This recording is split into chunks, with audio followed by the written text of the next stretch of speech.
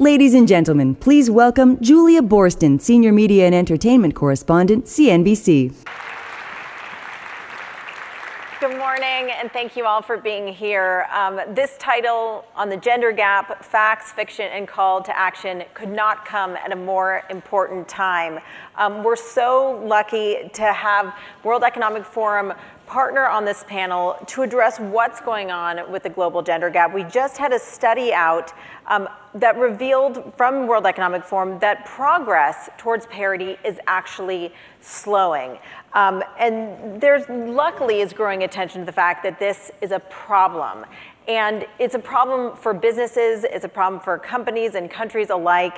And the fact that companies that are more diverse outperform those that aren't is starting to really gain attention. Just this weekend, Barron's had a cover story with the headline, "Sexual Harassment is Becoming a Serious Investment Risk." This is an issue that demands attention from all sides, and so I'm so lucky to be joined now by Sadia Zahidi, Head of Education, Gender and Work, member of the Executive Committee for World Economic Forum, as well as Cindy Robbins, President and Chief People Officer for Salesforce.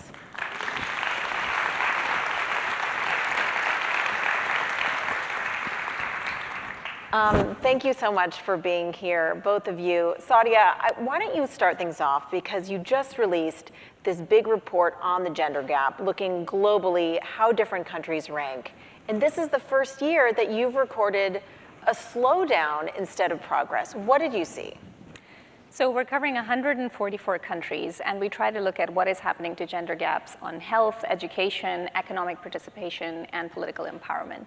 And the index is this composite of all of these four categories.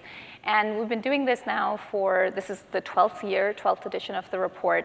And for the last decade or so, we were making progress. It was stalling, but we were making progress. This is the first year that there's actually been a reversal of the gender gap, so the gender gap is increasing. And that is going to be a challenge for a lot of economies. Now, the reason we're here today, Cindy, is because this has really become a priority for Salesforce. Yes. Tell us a little bit about how this became such a big priority for you, as well as for Mark Benioff and the company. It started several years ago with Mark having these quarterly management meetings, operational reviews with his top management, and kind of looking around the room one day and realizing, where are the high potential women in the company? Why aren't they in this room? And so he became very overt about ensuring that going forward in those meetings, 30% women would be present in those meetings, the future leaders, the future heads of product, future heads of sales and marketing. And I was invited to one of those meetings, along with a good friend of mine, Layla Seka, who's a product executive here at Salesforce. She runs the App Exchange. And we both kind of walked into that meeting not knowing what to expect. We knew, though, our job was to stay invited to these meetings, right? That was our job. And we both searched our careers after that, and it was wonderful. And after we came kind of down from that euphoric feeling, we asked ourselves, why isn't it easier to elevate women at Salesforce? What else can we do? And we've kind of put our heads together and developed this menu of options, right? And then we said to ourselves, what are we going to do with this menu? It was one thing to write it down and talk about it. And we decided to take it to Mark. So I had a weekly one-on-one coming up with him, and I invited Layla into that meeting, and we presented that menu of options. That included some things like high potential programs, increasing maternity leave, and pay, equal pay. And immediately he had a reaction. He said, do we have a problem?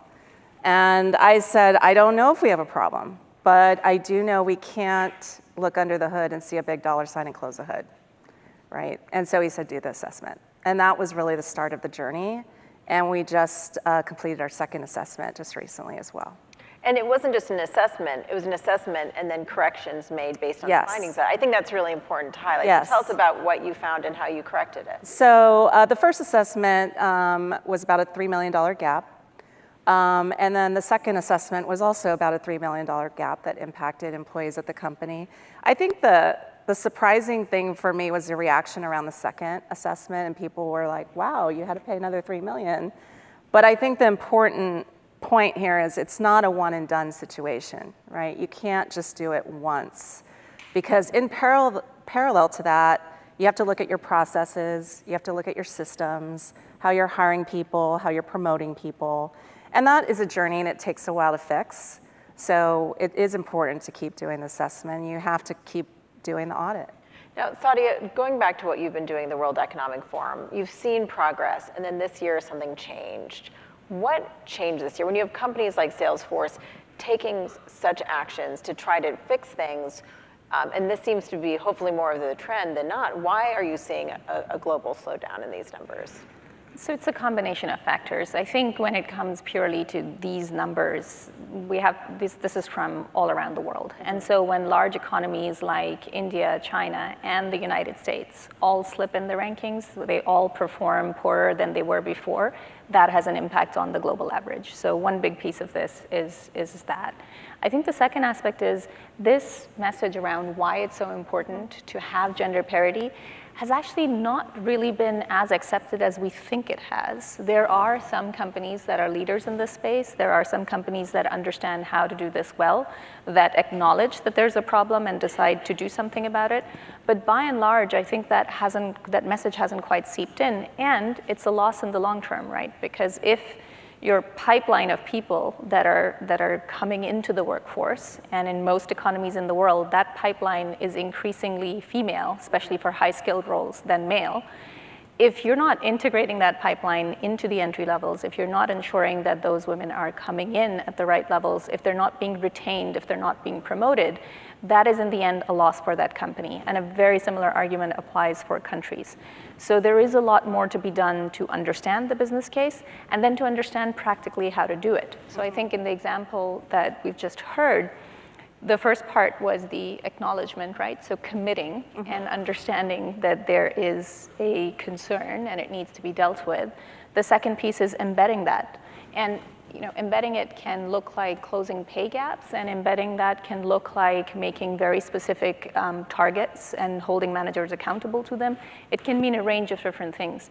And then the third piece is scaling it, and that's potentially through events such as this one, because Salesforce has the power to really take that message much broader than within its own organization.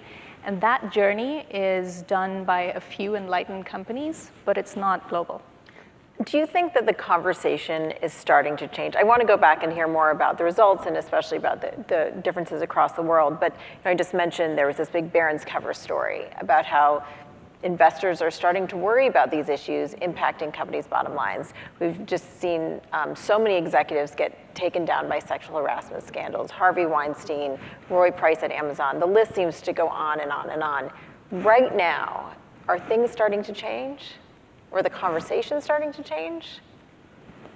I'll just speak to from a Salesforce perspective. I do think the conversation is starting to change, but just like with the pay effort, just Layla and I going to Mark, we could not have done that without him, right? It starts with the CEO. The CEO sets the tone, the vision, and a CEO needs to hold his people accountable to it. And I think that in turn starts to shift the behavior. But I think this idea of the culture of companies, right? This is very important. I think the future workforce is looking for something around purpose. What do companies stand for, right? What do their leaders stand for? What do their CEOs stand for? I do think that is something where I'm starting to see a shift in that workforce. They're asking different questions when they come in than I did like 15 years ago when I just asked the basic generic questions, right? What's the benefits look like? What's the job? What's the skill set required? And I think you're starting to see that shift. What do you think? You were starting to say something about, just the headlines of the past month alone. Yeah, I have a mixed view on this. I think on the one hand, it's a positive development because it means people are starting to speak out. It means that there is enough of a momentum that there's more transparency around this issue. On the other hand, I think it also just reflects how much further we still have to go. The fact that there is still behavior like that. And the reality is that regardless of which sector you're in, leadership roles are still primarily held by men.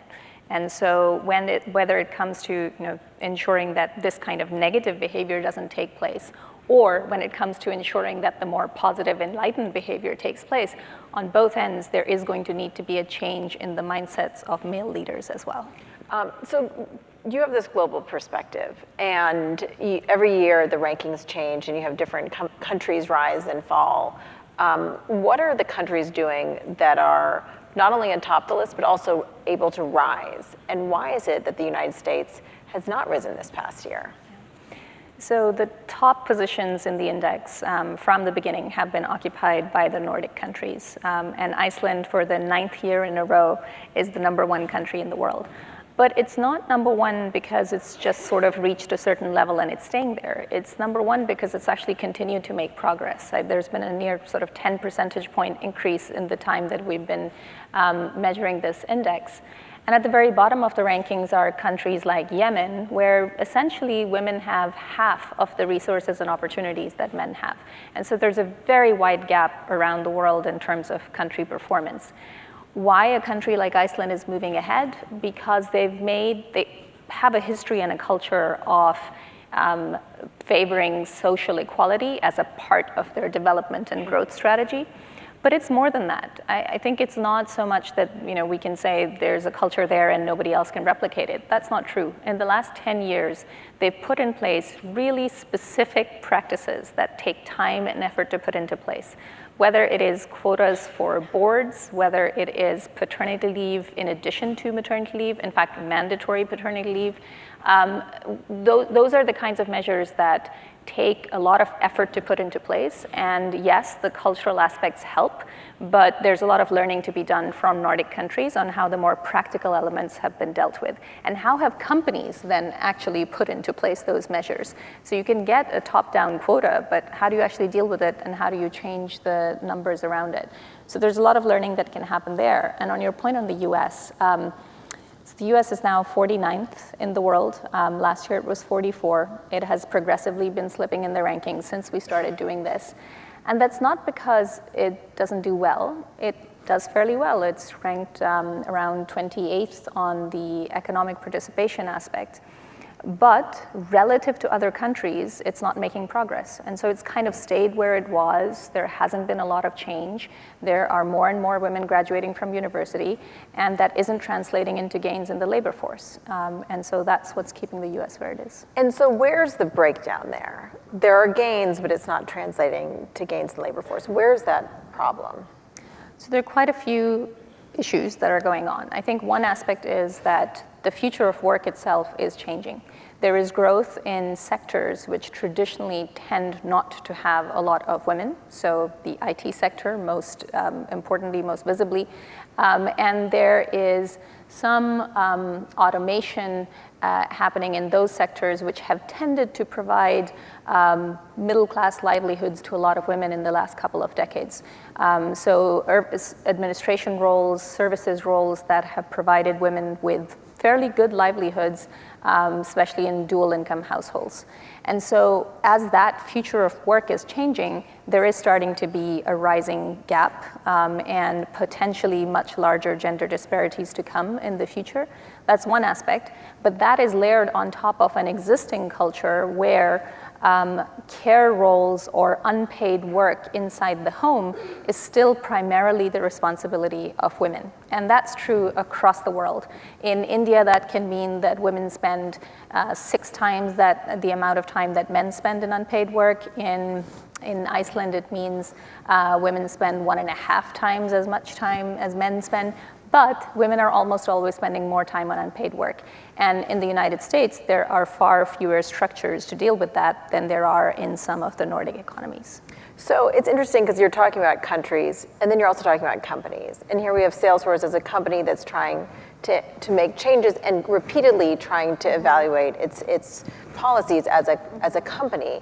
But I'm interested to hear from both of you about how you see these two forces working together. How important is it for companies to be part of the cultural change and the structural change? And how important is it for there to be policy changes on a country level? Well, I do think that companies are now held accountable for driving that social change that's going on in the world. And I think everything around equality, whether it's equal pay or equal opportunity, equal education, is all part of that. And I think this is where CEOs have a huge platform to influence social change. And I think at Sales, we're just at the beginning process, right? This is still a journey for us. And there are lots of things, with equal pay, doing the assessment was one piece of it. But then as a head of HR, I started asking myself different questions and asking for different data than I did 4 years ago. I never asked the gender or diversity breakdown of how I allocated the merit budget, how leaders allocated the merit budget, or stock refresh, or hiring, or promotional practices. So I think it goes back to a couple things, but I do believe there's this level of accountability that needs to start shifting. And how do you make that shift, right? At the work we do in the World Economic Forum, much of what we're trying to promote is public-private partnership. We don't think that the change can come from single companies alone, and it can't come from just government policy alone. Both of those things are needed on their own, but if there isn't that collaboration, it's just going to be much slower progress than what we need. And so the model we've been promoting with now 7 countries is to create a large group of companies, between 50 to 100 of the largest employers in any particular economy, combined with a leadership group which is cross-ministerial. So the portfolio for labor, economy, gender or social affairs, and education, because it really does require a look across all 4 of those portfolios to create a change in the entire pipeline, and to have those groups set a target together. We want to try to close the economic gender gap by 10%, or we want to try to impact 1 million women by 2020 to improve their economic opportunity. And then those companies make very specific commitments that relate to the intake of women, that relate to pay parity, that relate to leadership roles. And on the government side, depending on what the needs are, they make a particular commitment as well. So for example, our task force in Chile, that has focused very much on trying to create the right kind of care infrastructure from the government side. And on the business side, the companies made commitments across all of these areas. There's a 4th area in which companies are starting to make commitments, and that is what they can do quite outside of their own structures. So some of those large employers have huge brand recognition inside the country. They can do a lot through their advertising. A lot of them have massive value chains. They can do a lot through their suppliers and distributors. So there's a lot of impact that I think large companies can have that go beyond their own employees. And that's what we're trying to promote through this model. And so it has to be this combination. It has to be what policy is able to achieve, what companies are able to do inside. But you need this kind of collaborative structure if you want to make impact fast and if you want sharing across companies. There's no reason why this needs to be competitive. This can be collaborative. Mm-hmm. Companies can be talking to each other and sharing how they're able to make change, where they're able to make change, where they face challenges. And it also seems like if you have this collaboration, it'll enable change to happen faster and also have it last longer, which seems like that's one of those things you can't just make a change and then walk away from it. What are some examples of some places you've done this public-private partnership? And you mentioned some of the companies that have the big sort of public forum and the attention of the whole country. Do you have an anecdote there you can share? Well, I guess, so I'll tell you a bit about the 7 countries where we've done this. We started out with pilots because nobody's really tried this before. You need experiments to make this work. And so we started out with 4 governments that saw their rankings, did not like their rankings, and wanted to talk to us about how to drive forward change. So Mexico, Turkey, Japan, and Korea were the 4 countries that signed on for this experiment, knowing full well that all of us are going into new territory. We don't quite know how to do this. And in a couple of cases, that worked extremely well. And in a couple of other cases, it really didn't. We didn't meet the target that we set out to try to achieve. There was changes in the government leadership, and it wasn't priority for the next government. Or in some cases, the companies sort of started out very keenly and then lost a bit of momentum. And there was this sense of sort of a let's take a one-shot approach, right. And that never works. Yeah. It has to be long-term and holistic.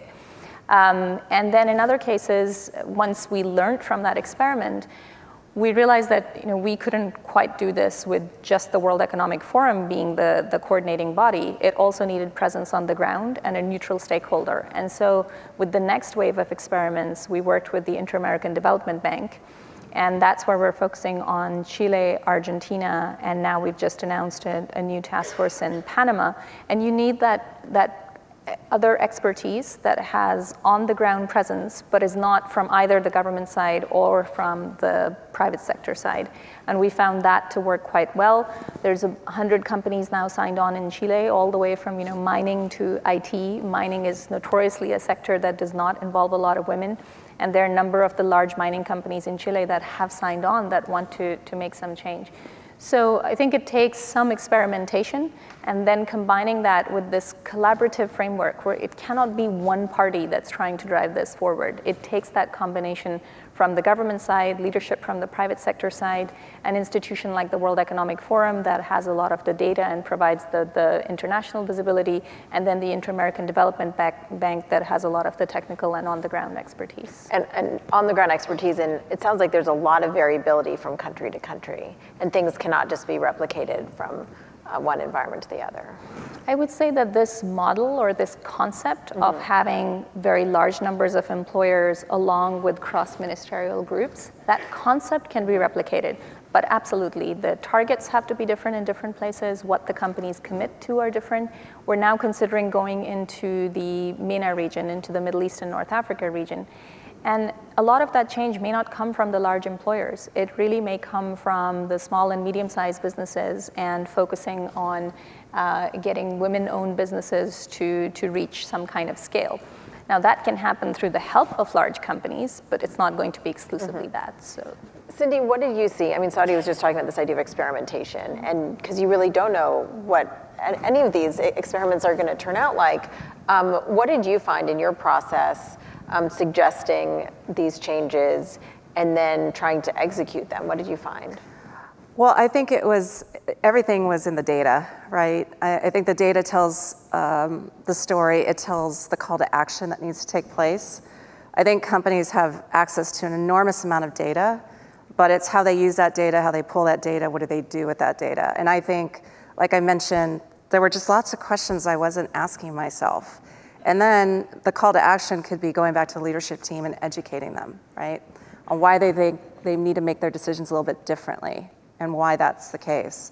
This is a shift in behavior and a shift in attitude, and I think it does take a while to do that. And I think we started that journey when Layla and I went to Mark with equal pay, and then things started to pivot because we started to hold our leaders accountable to it. And I think the other piece of it is, we have a business plan for the year. It's called the V2 Mom, and we define the priorities of the company, and we define the metrics of the company, and we hold people accountable to that, and certainly gender equality is part of that. I remember Mark Benioff telling me the story, but the big surprise to him was that you were evaluating to see if women were being underpaid, and you found out they weren't actually, they were being underpromoted. So for the level, they were being overpaid. And that's one of those surprise things. You might not even think to look for that. No, and now I would say I look at so much data now, whether it's hiring data or promotional data, how we distribute any type of compensation, whether it's cash or stock, and I factor in that gender piece and the racial piece for the U.S. So I think this is a mindset change, and then how do you take that? It's one thing for me to analyze that data and then go back, but then how do you educate leaders going forward on different types of questions they need to ask, right? It's not about recruiters asking, what's your current comp anymore? It's about asking, what's the compensation you expect, right? And making sure that you're bringing them in at a fair and equitable rate. What have been your challenges and surprises along the way in doing the surveys and then also executing the changes, both in the US and around the world? I think the one aspect is it is a journey, and it takes a long time to adjust those processes, and there's a system component. We're hiring a lot of people every single year, so how do we continue to improve those processes? And it is difficult. You can't change it overnight, and that's why you have to keep checking yourself with things like audits and see what's happening. I mean, the second assessment we did, that was also a year where we acquired the most companies we've ever done. We acquired 14 companies. And when you acquire 14 companies, you also acquire their pay practices. And you have to take another look, right? And so I think that's that analysis that you have to say, and you have to ask yourself those questions. but someone's got to ask the questions. What's been the hardest part for you in doing this? I wish I could go faster, right? I really do. I wish I could go faster. How do we get to a point where we're not doing an assessment? Do we have bulletproof like systems and processes right now? Probably not. It's a work in progress, but that's why we have to keep doing this. Saudi, when you look at the roadmap and what's next, and you look at what companies like Salesforce are doing, how important is it to see companies like this figure it out, and how replicable is that for you as you think about these public-private partnerships? So I think that method that has been outlined, that the commitment, the embedding, the scaling, all of that is a template for any company to be able to use. I think, again, things will be different in different companies. The numbers will be small, the numbers will be high. In a sector like healthcare or education, there are reverse gender gaps when it comes to the entry level there, but then you look at leadership levels, and again, it's the very same gender gap that we see elsewhere. That is going to take a different kind of an effort than inside a very engineering and IT focused company, or inside a manufacturing company. So it might be very different efforts, but that basic method, I think, stays the same. The other piece of this, I think, is what Cindy's pointed out on the holistic nature of the changes that need to be made, and the fact that they need to be sustainable. There is no one-shot approach to this, as much as we'd all want there to be. There is no silver bullet. It does require that combination of things. That spark has to come from somewhere. But then after that, there needs to be a series of steps. And maybe one last thing on this. I think it's also important to acknowledge the trade-offs, because there are some short-term trade-offs. There are some short-term pain for that long-term gain to be happening. And it's okay to acknowledge that. Yes, it does disrupt the workflow. Yes, it does make certain people uncomfortable. Yes, it does make sometimes women uncomfortable with what is this change? How are we trying to put this in place? Does this make me a sort of a special case in some way, or is this fair and equitable for everybody? So there are some short-term discomforts or trade-offs, and it's important to acknowledge those in favor of the long-term gains that can be had, and just really making that business case very clear. Both of you have alluded to this over the course of the conversation, but this idea of the long-term gains, mm-hmm. and explaining that, in the case of the Barron's article, it's better for investors. In the case of what you've done at Salesforce, you expect these changes to be better for your business. Mm-hmm. It seems like there is still some convincing to be done. As I read in your report, that tracking the gender gap, trying to fix this gender gap problem is not just because it's the right thing to do for women, it's because it will be better for societies and for companies. How do you quantify that and convince people of that? Well, I think for companies right now, it's a shift in culture overall. So you're hearing companies talk about culture more, whereas maybe in the years past, they weren't. This wasn't something even candidates were talking about when they asked questions during the interview process. And I think this goes back, what are the values of a company, right? What do they stand for? Do they stand for equality? What are they doing about it? And is that the employer that you want to go work for? I think there's no question there are talent realities out there still, right? Employers are still finding it difficult to fill their jobs. And I think that Gallup reports 2 out of 3 employees are disengaged, right? And according to LinkedIn, 90% of candidates and professionals out there are open to new opportunities. So for me, I think this goes back to what is the culture of the company? What are the values of the company? And equality rose to the forefront for us several years ago. That became now one of the core values of Salesforce, because we are trying to do something about it. And I think there's a big message in there, I think, for companies as they want, to attract that future workforce and also retain them and drive loyalty, because they become your evangelists for the company. But in addition to attracting the workforce of tomorrow and holding on to them, do you think there is a tangible impact on the value of the work you're producing? Or the value of the product? Does the company become a stronger company when absolutely. It has diversity at all levels? Yeah. I do. I do think that companies that embrace diversity, there is a return, from a stakeholder perspective on financial performance. There's real measurable ROI. And I think Harvard Business Review, countless other studies will tell you that. But I do feel that there's a direct correlation there. I mean, I would second that. I think that correlation has been proven time and again at the company level, at various levels. When you're looking at women on boards, if you're looking at senior executives in many, many ways, whether it's the diversity dividend that comes from the fact that teams are more creative when they have more gender equality. So all women teams or all male teams, neither is a good. This is not just about gender equality in one way. It is about that combination. Teams can be more creative that way. The financial performance is better because of that. You connect to your customers better because in most markets around the world, your customers, and depending on which sector you're in, are going to be gender equal. And so there's this very clear case. But that case also exists at the macro level. So it's been shown through studies from McKinsey, from the World Bank, from the IMF, from the World Economic Forum, that countries that empower more women economically tend to have much better outcomes in terms of growth and competitiveness. And countries that put more women into political leadership then also have a positive effect on the economic situation, because those countries tend to make better, more equitable decisions in terms of how spending is done for the society as a whole. And so those countries tend to also have less income inequality as a whole, quite apart from gender inequality. So there are a lot of reasons why there's this clear business case or this economic case that does exist. But I also think we have to be okay with stating the moral case. The fact that women are half the world, and that is a good enough reason for us to be focusing on gender equality and trying to ensure that they have equal opportunities and resources. Yeah. I think that's interesting because, sorry, go ahead. No, I was just going to say, to your last point, it's just the right thing to do, right? It's kind of astonishing we're still talking about it right now, but it is just the right thing to do.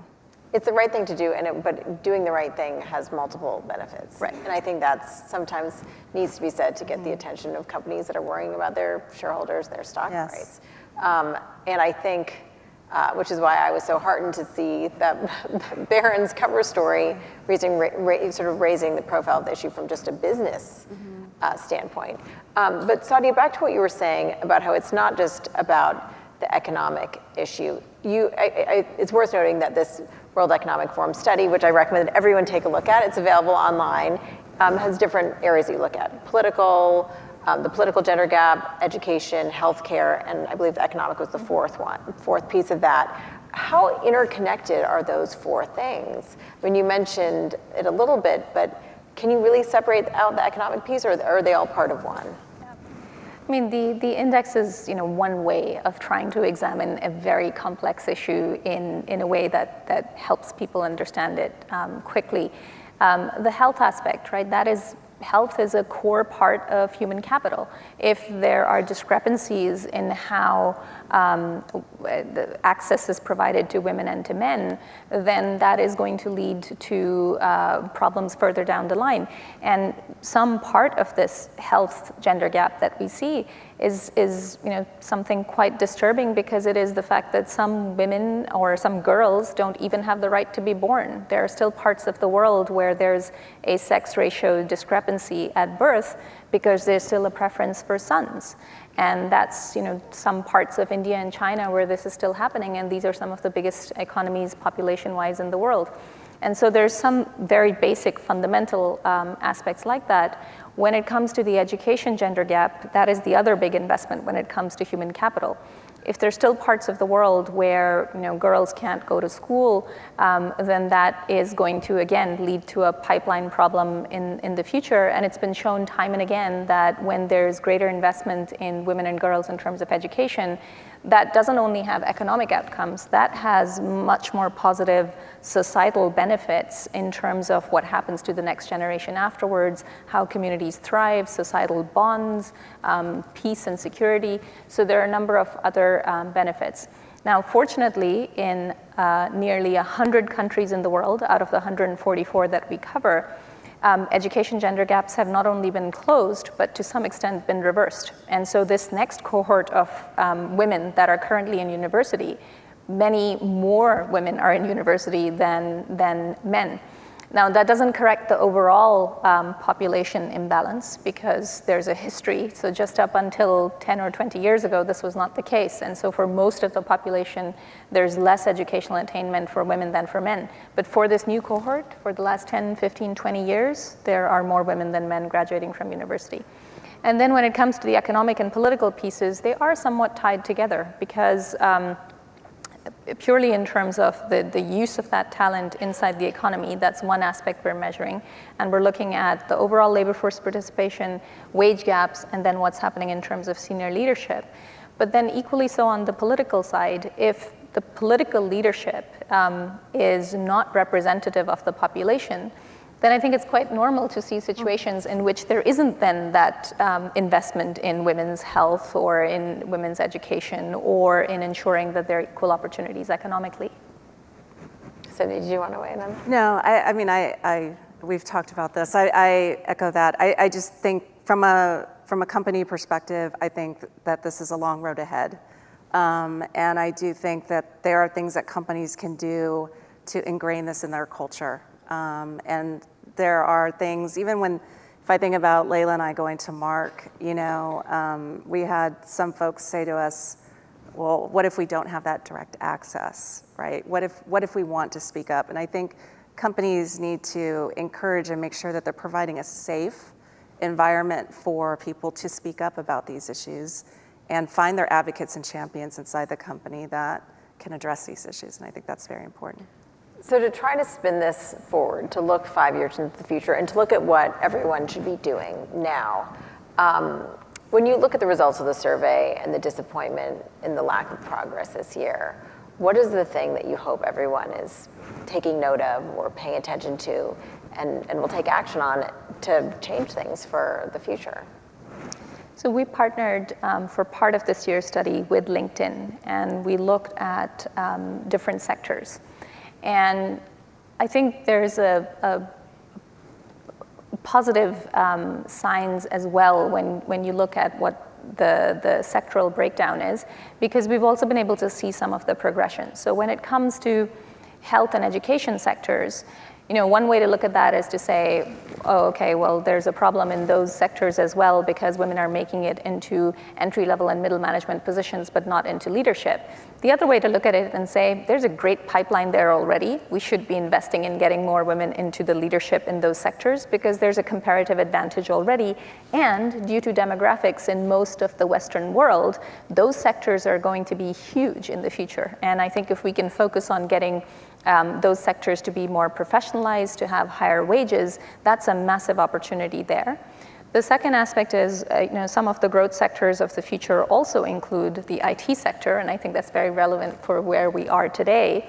And that's where there needs to be a much greater investment when it comes to STEM education for women, because that remains one of the few areas, as compared to any other, where there's still a fairly large gender gap in most parts of the world. Now, in the United States and in Europe, it's particularly pronounced, but interestingly, in India or in the Middle East and North Africa, there's actually much higher numbers of women that are going into those fields. And so again, building that pipeline and then ensuring that women are going into leadership roles in those sectors. So I actually see a lot of hope in the future. I think if we're strategic about this and if there are partnerships between businesses themselves and between the business and government. I'm glad you see hope, because when you read the survey and you see how many years you say it'll take to get to parity, what is it, 100 years now at this rate? The overall global gender gap, it's 100 years, and it was 83 years last year. But again, I think this is a temporary slowdown based on what is happening in some of the larger economies. But there are a lot of bright spots around the world, not only the Nordic countries, but France has made a lot of progress. Canada has made a lot of progress. In the top 10 of the index, we have a lot of emerging markets. We have Rwanda, we have the Philippines, we have Nicaragua. These are countries that have managed to, they might have less resources, opportunities, income, and wealth, but they've managed to create parity as part of their development. So I think there are bright spots, and that's where we should be looking. Good. I'm glad to hear it. Now, we've talked a little bit about the IT sector, but there's no denying that the tech sector, Silicon Valley, has been criticized for its gender gap, and gender gap throughout, and for everything from sexual harassment in the VC space to challenges in really changing the numbers and the ratio across the tech industry. How do you think about that and sort of your role, not just at Salesforce, but within the larger Silicon Valley community? Well, I think, again, that goes back to the values and the purpose of the company and what CEOs, for example, stand for and how they hold their leaders accountable, right? And what are they doing to drive a zero harassment tolerance inside the company, for example, or whether it's code of conduct or whether it's gender gap or any type of equality for that matter. But I do think it does go back to the values of every company, and it starts at the top, right? It starts with the CEO. So they define the tone, they define the vision. I also think separately, if I look back on my own career in the 11 years at Salesforce, I've had women come up to me and say, oh, what women mentors should I have at this company? And looking back at my own career, I realized that for the most part, all my mentors and advocates and champions here at Salesforce were men because they were in that position of power and they helped me elevate in this company. And obviously I had a role to play and I did my job effectively. But I do think there are lots of components to this in terms of corporate and social responsibility. And I do think we are shifting and leaders should be held accountable to that. And what is your priority for this next year or two? And what you want to see? Well, I'm still a big supporter of gender equality, whether it's gender pay or it's elevating more women into leadership roles, high potential programs. I mean, that is what my focus is on. Tony Profit has done an amazing job as our Chief Equality Officer. He's been on board for a year now, and he's driving great programs. But this is a journey, and I think sometimes we always want a fast fix, and there is no fast fix here. It's not a destination yet, right? But we need to hold, I think, our leadership accountable, define a vision, a strategy, and have purpose. And Sadia, just to give you the final thought on sort of what's next and what can be done, what would you advocate for the people here and for companies who are paying attention to this growing issue do right now? There's a few things that we're going to try to do at the World Economic Forum, given that we are a platform that brings together companies, governments, civil society. One of those is to try to highlight the companies that are doing well. So, and in particular, the leaders that are taking the lead on this. So trying to highlight what Mark Benioff has done, what Salesforce has done, I think that's part of it.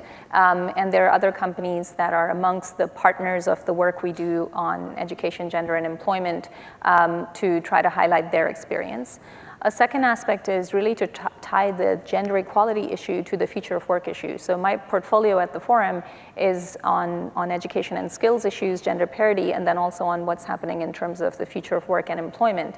I think we have to tie this up. A lot of people are thinking about the future of work, how do we build the right kinds of skills?